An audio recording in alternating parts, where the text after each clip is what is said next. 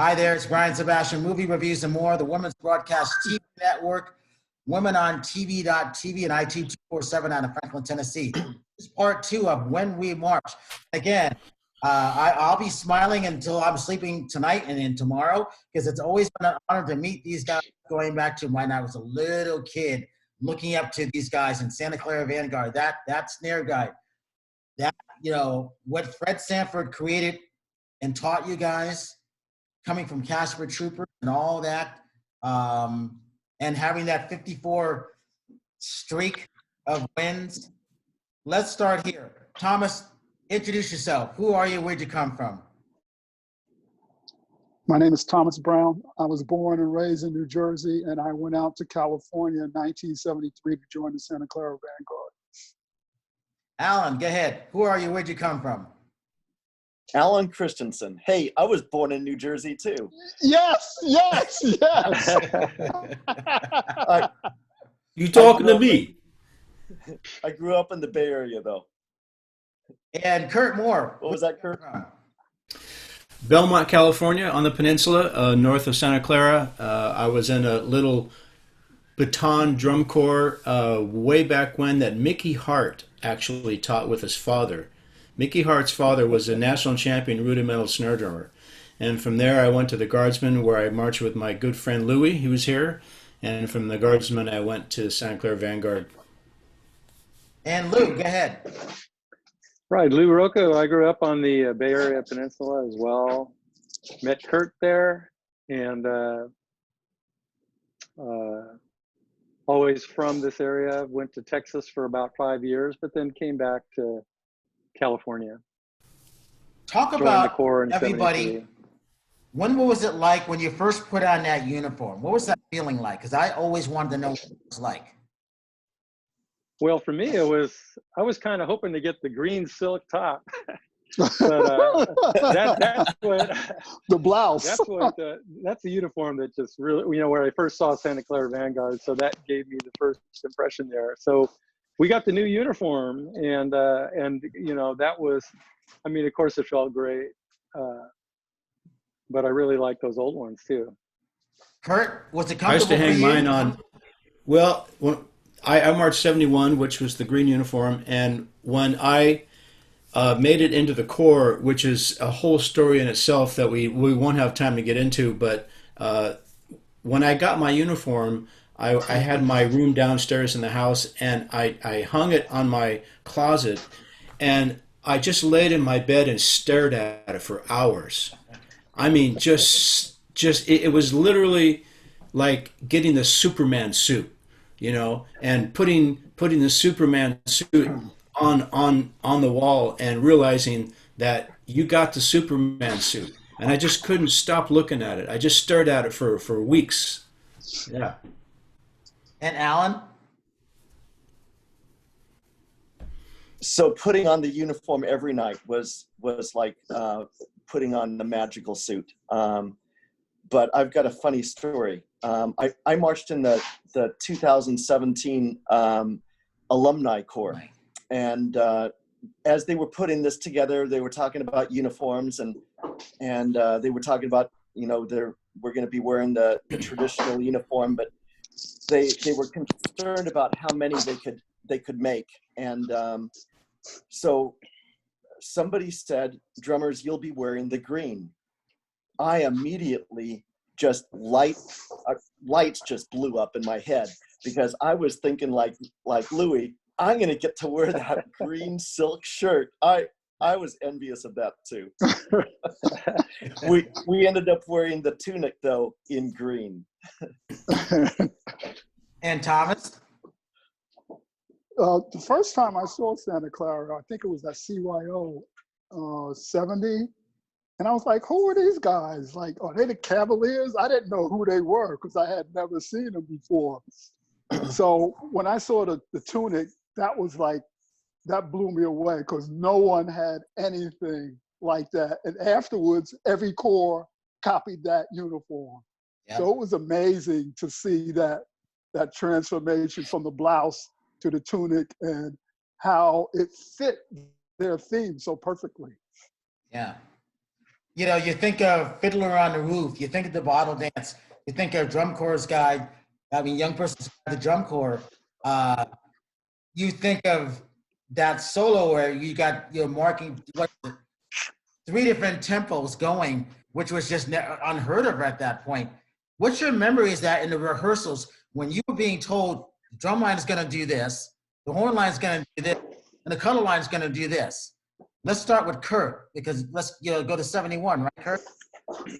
I started in 71, yeah.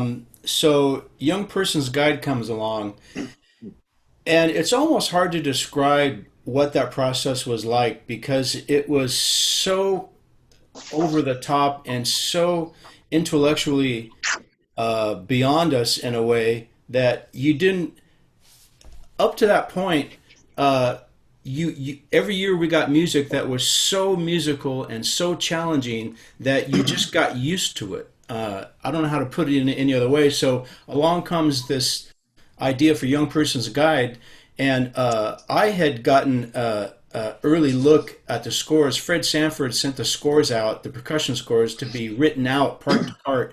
And for some reason, I have no idea, he picked me to do it. So I wrote out all the parts, and I got to see all these parts. And then, so when you're learning the parts, the drum line, of course, played in the slow 2 against the fast 3 that the horn line marched in. And as you're learning it, you're processing it, and we were pretty advanced in our way, and as musicians and drummers, and you just start to absorb it, and you intellectually understand it, but then as a performer, you have to perform what you're understanding, and you just get to a point where you reach that point where you go, ta-da, I get it. And a lot of it, every year in the Vanguard was one ta-da after another. You know, you learn a piece of music and you just, at first you're going, you got to be kidding me. This is what? And all of a sudden, ta-da, and Young Person's Guide was no different than that. It just got to the point where everybody went, okay, I get it. So for me, I was really glad to get the slow part. Well, I was going to say, for Lou, you coming in, and Curt, you guys being friends, what was that like, you seeing it the year before and then getting a chance to participate in that the next year? So I'm sorry, what was the question again? What was that like for you to come in the following year, you to get a chance to play that, and you had seen it the year before? What was that like for you? Well, Louis saw it the first year. He was there with the first time we did it. Oh, okay. Both all right. years, Okay. I was there both years. Yeah. So your same feelings, Lou? So yeah, like I said earlier, I mean, I was just glad I saw the horn line over there rehearsing the fast part. And, you know, I knew we had the slow part, and I was just glad we had the slow part because it would have been harder to march with at the faster tempo for me. So I was relieved. So Thomas, you're looking at this in kind of 73 and then thinking, what's in your mind? Because you're kind of coming from Blessed Sacrament. You're coming from East Coast Drum Corps, which was different from West Coast, I believe, right? Right. Well, it was something that a lot of folks had never seen before, the 2 tempos, an amazing piece of music. And whenever I hear the snare push in the last section, I still get goosebumps. I still tear up when I see that because it was just so emotional. It's amazing, amazing piece of music at an amazing time in drum corps. Yeah, the other thing, to me, that was my first exposure to that particular, I think was Bela Bartok, was he the composer? Benjamin Britten. Benjamin Britten, okay. So, you know, after hearing Santa Clara's version, I heard the original version. And I mean, I was just amazed that somebody could take an arrangement like that and make a drum corps arrangement out of it. It was fantastic. You know, as with all of our music, based on a large of it being classical. My first exposure to that stuff was in the corps, and then afterwards you listen to the original, and it all makes a lot more sense. And then Allan, from your point of view? Well, Brian, I got to tell you, I'm going to come back to this again. I was a Vanguard rookie trying to hang on on and have my place. And I was focused on playing together with Paul, and that was it. And you know, what's going on in the rest of the corps, they could be, you know, doing backflips or whatever. I didn't know. I was going to play clean with Paul. That was my job. And that's what I did, and did it the best I could. And you did great, because if you couldn't do it, I couldn't do it. Well, so what were tryouts like? How many people came to try out the 73 and 74 year? Not many. Really? I think Allan and I were the only two snares that came in. I didn't see anybody else. Well, I remember standing in front of the large mirror, and there was somebody standing to my left, and he had trouble keeping his thumb and his index finger together, and Bob wouldn't have that. And he was standing down Bob was standing down to the right of the line, and there was a spot when a stick came flying across the line. I saw it in the mirror, and the stick came flying across the line, went just over my left hand, and hit the kid on the hands, and that was the last time I saw him. Now, was that Bob's stick, or was that the stick that belonged to that member or that person? Yeah, I think it was Bob's stick. All right, so going to this, so Thomas, all right, so that reminds me of Bobby Craig looking at people on the line. He would take a stick and hit you. And did you ever get hit like that too before you went to Vanguard? No, because I had grown bigger than him. When we marched, Bobby and I marched together in 69 and 70, and I was a little shrimp, but 71, 72, I started to get some height, and he didn't bother me anymore after that. If you guys had the choice, what other corps would you have marched with besides Vanguard? Thomas, let's start with you. Anaheim Kingsman. Okay. Allan? I was always amazed with Cavaliers and how they played, and how strong they were, and how they played so high, and there was so much emotion in their playing. I think it would be them. Curt? That's really hard to say. Realistically, I would have never left California. I would. So I think I appreciate what Allan just said. You know, back in '71, the Cavaliers were just coming off of being rock stars. Right. And with that drum line and that drum corps, the Cavaliers, you know, to me were gods. So other than that, probably the Kingsmen. And Lou? Anaheim Kingsman for me. You know, I agree. I've always admired that corps, and there've been other better corps, but there's something about them, their drum line, Ralph Hardiman, the Anaheim stick toss, that just spoke to me a long time ago. But you know what? We had an extra perk or extra benefit, because a lot of the people were also in the San Jose State marching band, led by Scott Pearson, who's also Santa Clara Vanguard, and we got to play the top hits from a lot of the top corps at that time. So we got to play Anaheim's drum solo. We got to play, you know, horn arrangements from other corps. That was just a real blast. At the same time, you know, everybody's becoming the team within Santa Clara. Great times. This is interesting because that was leading to my next question. I love the 72 show of the Kingsmen. I love the way the Kingsmen marched. Now, I didn't get a chance to see them in 1974 at CYO, I believe it was. What was it like for you guys to go to the earlier shows? You're coming from Northern California, coming down to the Southern California shows. Did Kingsmen go up to your shows first, or did you guys meet them down? Different times, I don't know. It depended on the tour schedule. There were times where it happened either way. They would come up. I think generally we went down to Southern California first, if I remember right. Yeah. In I somewhere in my drum corps box, I still have our 1971 tour sheet, and we went across the country 2 times, and we went to Southern California a couple of times. But they would come up here, and we would go down there. Either way. So you guys had both great lines. So there's 72, 73 line, your 72, 73, 74 line. I know them. I listen. Here's the reason why I love Kingsman. It was because I've not been able to see a good video of that drum line close up with Ralph and everybody in there. I just love their timpanis. That timpani line to me was just classic. And then Santa Clara's timpani line to me, because I love the fact that they had 5 timpanis and just the timpani parts that they played. But again, when it came to that snare line, you guys etched them out. And theirs was good too, but you, in my mind, etched them out. That's just the Vanguard fan in me. So when you saw them tossing their sticks, and at the same time, I'm sure they were in awe of you guys, what was that feeling like? Because you still have to go into competition with them, with that mindset. Sorry, you, Allan.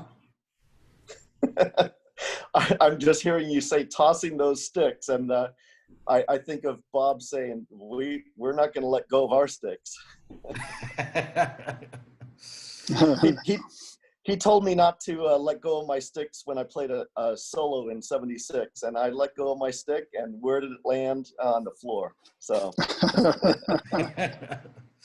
There was a really, really wonderful, exciting, competitive, inquisitive relationship between the Vanguard and the Kingsmen back in those days. I mean, we thought they were from Mars, and they looked at us like, what planet are you guys from? And we'd look at them and go, what planet did you guys come from? But yet we weren't that far apart. I mean, and we couldn't have played and sounded more different. But we were very close. Ralph Hardiman is one of my best friends in the entire world. He was in my wedding many years ago. All of us have a very close relationship with Ralph. And towards the 74, 73, 74, 75, the drum lines became close and really admired each other. I'll never forget standing on the sidelines in Batavia, New York, I think it was. And it had rained, so they canceled the competition. So both corps went out there and just did exhibitions. And it was one of the funnest things, and I wish they would do this more and let the kids stand on the sidelines right in front of the corps and stand there and watch, because I was laughing and crying and jumping up and down and just enjoying watching those guys, thinking, how do they do this? I couldn't believe what I was seeing. And then Ralph and Float and all those guys stood right on the sidelines in front of us and watched us play. And they're thinking the same thing. How do those guys do that? These guys are from another planet. But yet we came to be very close friends. And I think that was a really magical part of the relationship between Vanguard and Kingsman. So imagine, again, us kids from the smaller corps, from the New London Surfaces, we're watching you guys. I just remember till these days, you know how people would pick up a different instrument and pretend that they could play it, or someone in the drum line would pick up a rifle pretending that they could toss it. We would do this, and we would pretend, I would pick up a baseball bat and pretend I was in Anaheim Kingsman's rifle line. And then I would pick up my, my tenor drums and think I was in, the tenor line of Vanguard. And then if I was playing these parts and I could hear them, because you guys could read music all right. Was that correct? Mostly. So we were kids out the street where we didn't know how to read music. They had to teach us the parts, which is very interesting. I didn't learn how to read music until my junior year of high school. It's very interesting. I could pretend that I could, because I knew all the tunes, all the classics. I just put on something from Phantom Regiment. Oh, I know this. I know what the drum parts are. So I could pretend that I was reading music. It was like hilarious. People thought I could. I'm like, no, I don't know what I'm doing. I've heard Phantom Regiment do it. Oh, I've heard the Anaheim Kingsman. Oh, Young Person's Guide to Orchestra. Oh, Santa Clara do this. I know the parts. That's how I learned a lot of the stuff that I knew till this day. So when I finally learned it, I was like, wow, this is great. I never forgot that. So again, thank goodness for Drum Corps. That's how I learned to improvise and just go with everything, because it's been a blessing for all the things that I have to, and in the team that I built around me, which is good. So again, I got to thank you guys, because it started with you guys. It started with 71 VFW show in Dallas, Texas, listening to it, wearing it out. I had to go get 3 albums of that, believe it or not, because I wore it out that much. And then listening to the Midwest show in 1973. You guys were there. Madison was there. It's on the same album, Kingsman and Aragon Rebels.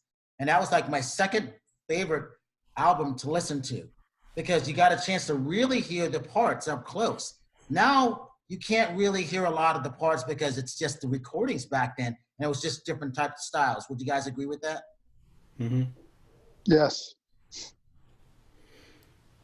Favorite or worst state to go and rehearse and perform at, and why? Favorite and worst? Yes. I'll start this off and I'll tell you why. I always wanted to go to Oklahoma. Oklahoma City to this day was the worst place for us to go, segregation-wise. We had an all-mixed corps. We were always warned about certain things at that point, but I saw it, I experienced. You ever think of the movie Village of the Damned, which is one of my favorite films, or The Stepford Wives? I just remember, I'm watching the Kilties, the sandstorms coming up after we had just performed. We shouldn't have been on that tour, but because the Surfers had a great 3 years before that, DCI allowed us to go on tour with the Crossmen, Garfield, Kilties, and a couple other corps. And I'm looking at them. I'm looking at the Kilties. There's a sandstorm coming up within 15 minutes. I turn my way to the left. Everybody turns their head back. I turn my way. The whole crowd is looking at me like I wasn't supposed to be there. And then I just never forgot that. We almost got chased out of that town because you know how you would perform and people would come and see you? We're in the middle of a neighborhood. No one came out to see us. Very unusual. Like, why is no one coming out to see rehearsal? Everybody's just curious. And that's when we learned that they didn't want us to be there because we're a mixed drum corps. And I never forgot that experience. So for me, it was always Oklahoma City. Tom, did you ever have that experience at all? Something like that? Is that to me? Is that Yeah. to me? Not when I went to Santa Clara, never. Being from the East Coast, everywhere we went was a new adventure for me because I'd never seen the West. I sat in the front of the bus, never slept. My eyes were always peeled and looking at the road to see where we're going, what town we're going to pull in. So it was a great experience for me, all around. No worst place, no best. They were all good spots from my point of view. Allan? Well, my when you asked that question, my first thought went to Wisconsin and some shows with mosquitoes that were just incredible. Yeah. It was like looking through a fog to see the drum major because of all the mosquitoes. And then best place, I would say, it was a tour we had. We did in '75, we did our first tour up to Alberta, and Fred was up there. He joined us and helped us tweak the drum solo that Curt and Mike had written. And then we came down through Washington and Oregon, and that was just an incredible tour. I had a great time. Lou? Oh, I have to agree with Allan there on the mosquitoes. To me, the worst, I don't, everybody gets mosquito bites except for Bob Kalkofen. But for me, that was just my, worst experience. I think I donated a quart of blood every summer. We would come across those states. So every place else was great because the drum corps was my, growing up, we didn't do very much traveling at all. My dad didn't drive. I lived with my grandparents. And so being in the drum corps was just a great experience for visiting all the states that I'd never went to. Yeah. So everything was great except for those mosquitoes we had. Curt? Well, for me, the one thing worse than the mosquitoes was the cockroaches in Alabama. Oh, yeah. That was just unacceptable. I mean, that was just, the mosquitoes are bad, but the cockroaches. The best for me was anywhere the national championship was. Whatever city we were in, to march in DCI, I mean, how many kids have had a chance to march in a world championship contest? Not A me. lot, but not enough. And so being in the city, being in the place where they hold a DCI championship, that's my favorite city. I have to say though that the East Coast is so steeped in drum corps and history and tradition that just being anywhere in the East just feels like you're surrounded with history. It feels like you're surrounded with the ghosts of the past and all these great drum corps. And being in Manning Bowl, World Open, was just made my skin jump off my body. And it was Manning Bowl, you guys, where in '75 we played the show that we did not hear any mistakes. Am I correct? Yep. In 1975, of course, the drumline won high drums that year at DCI.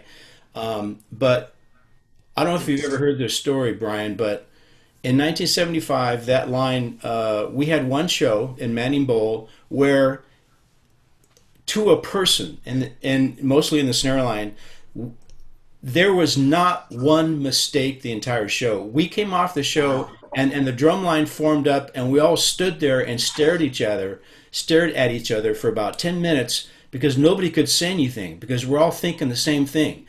And I mean, we've played clean shows that actually got a higher score, but this show there was not one mistake the entire show, not one tick.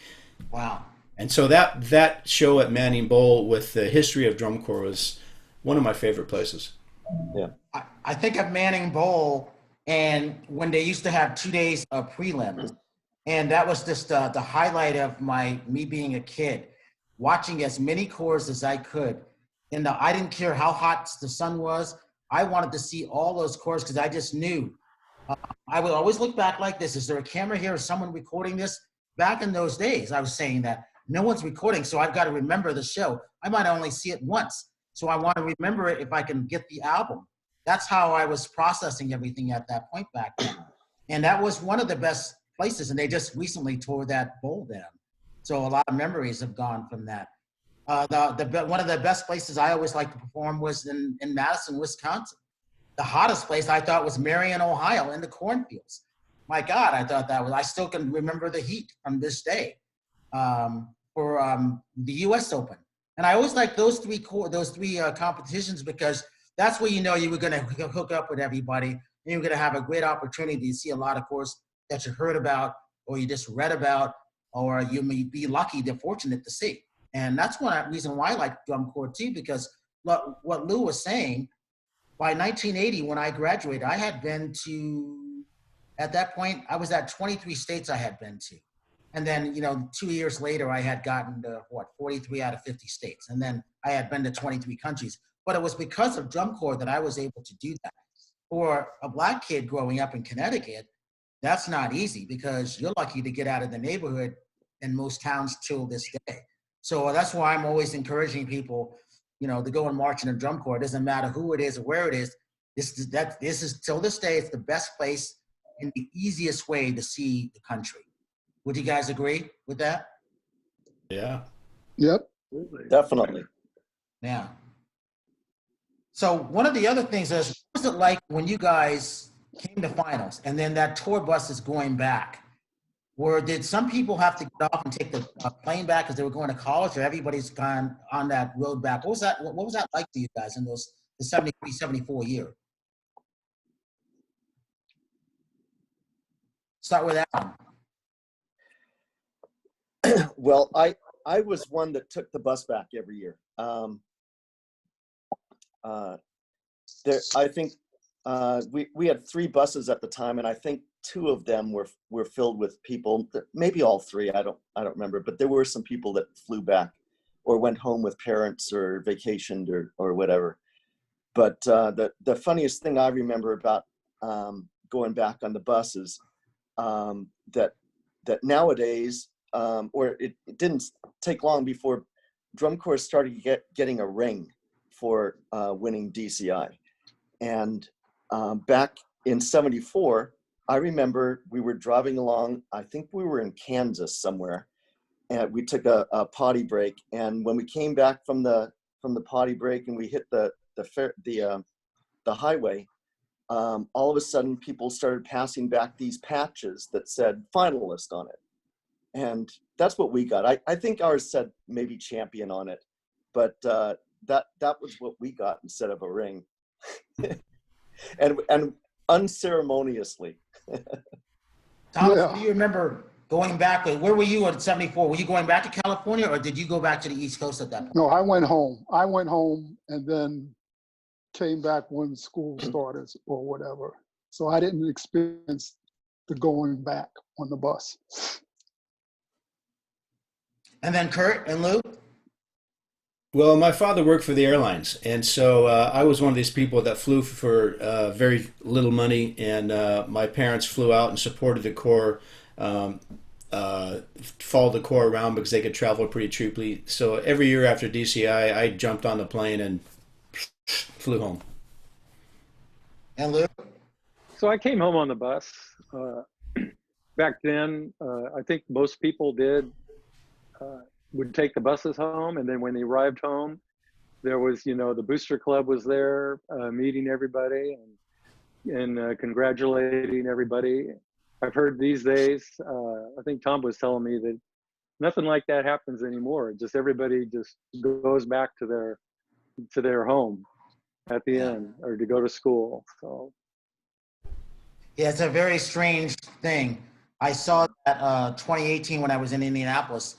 I went to go to Vanguard because I was following around, and I just knew when I saw the first show in Southern California, I just knew this is a winning show, about time.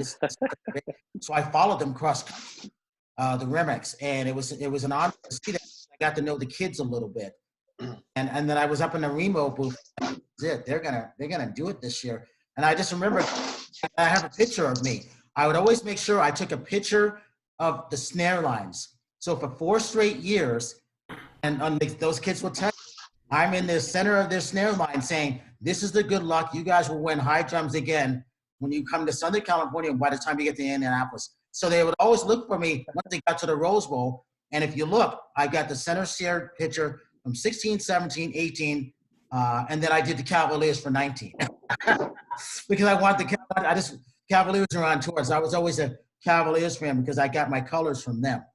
But it was one of those things I always admired that because it was a sense of unity, because I never got to march. I was living vicariously, not only through you four here and the rest of the line, I was living vicariously through those people because I never was fortunate to march in finals, and I never got a chance to wear that Vanguard uniform.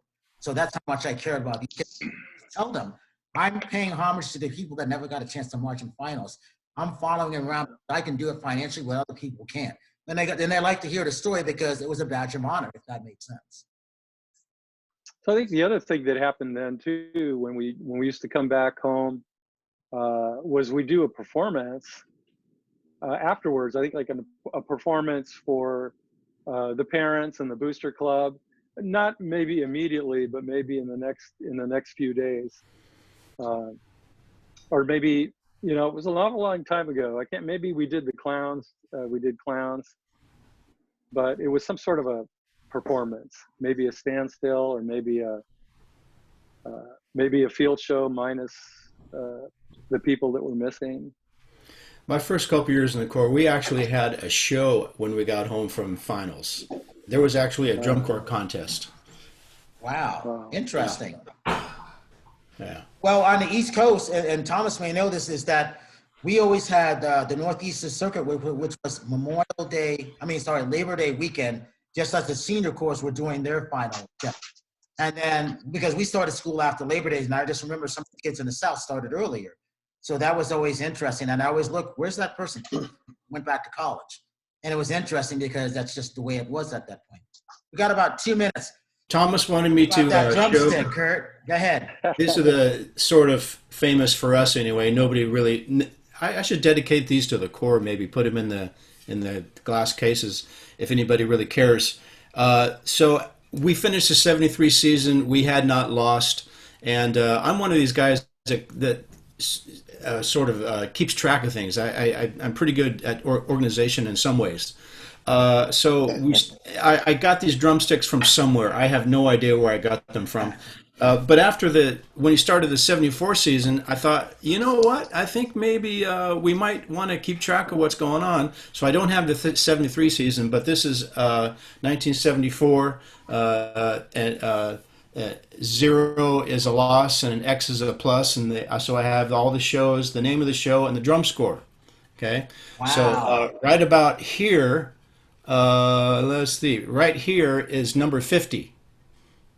That was U.S. Open, 1974 U.S. Open, 50 shows in a row, and then we finished out the season with 54 shows. Wow, that's incredible. And then I did the same thing for 75. Of course, the Blue Devils decided to make themselves known.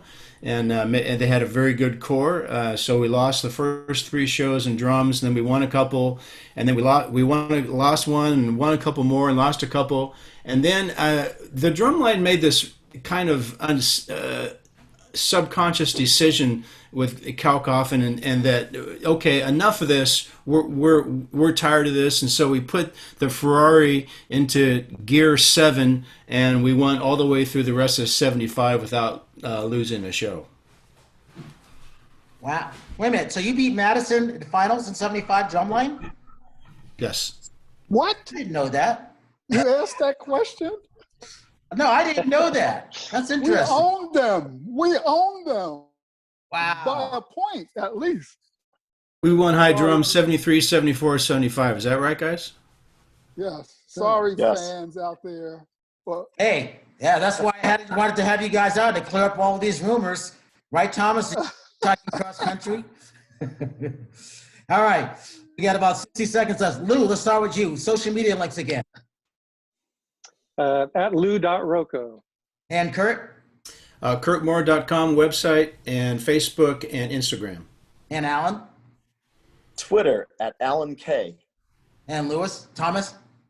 you know, I want to read off the names of the people who were in those drum lines. Go ahead. Okay.